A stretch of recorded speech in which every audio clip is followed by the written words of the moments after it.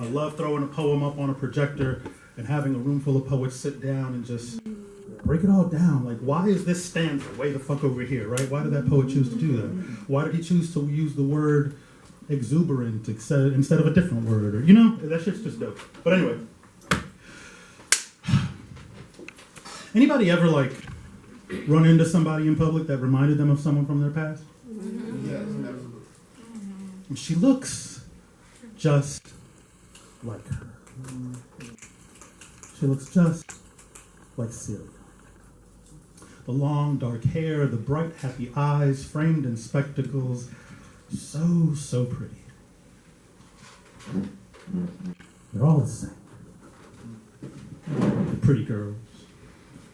Pretty little girls with pretty little eyes and pretty round little mouths for telling pretty little lies, just like Celia.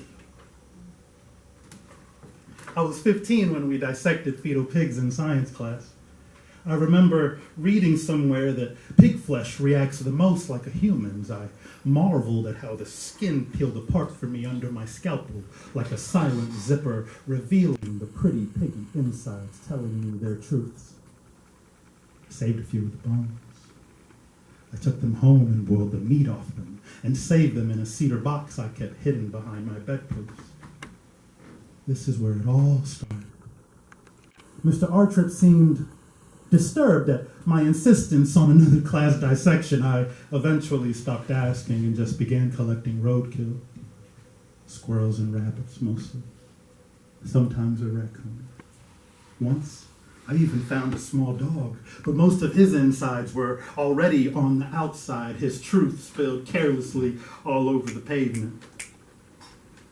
I took them all home. One by one, I examined every organ, telling me its secrets, and I wanted so badly to preserve those truths. I suppose this could have led to a more socially acceptable pastime, like taxidermy or biology, but it didn't. It led to people. It led to Celia. See, I knew she was keeping something from me. I knew she was keeping something on the inside, and it drove me mad not knowing what it was. The not knowing turned to wanting. The wanting turned to craving. The craving turned to thirst, turned to hunger, turned into my hands, tight around her throat, squeezing the truth from her as the tears welled up thick and heavy. Snot and saliva spewed helplessly from her face. Every gurgle and choke made me feel more and more alive. They never look more beautiful than when they struggle, and they all struggle to no end. It's an exercise in futility. I find it insulting. When her pupils dilated, I unzipped her chest so I could see what she was keeping from me, and there it was. There, all for me, like a prize I'd worked so hard for. Her lungs. Her lungs were gorgeous.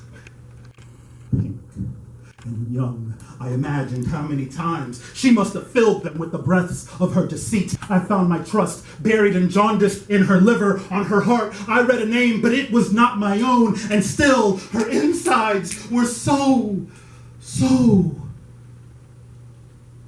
pretty, bloody, and real, and moist, and honest.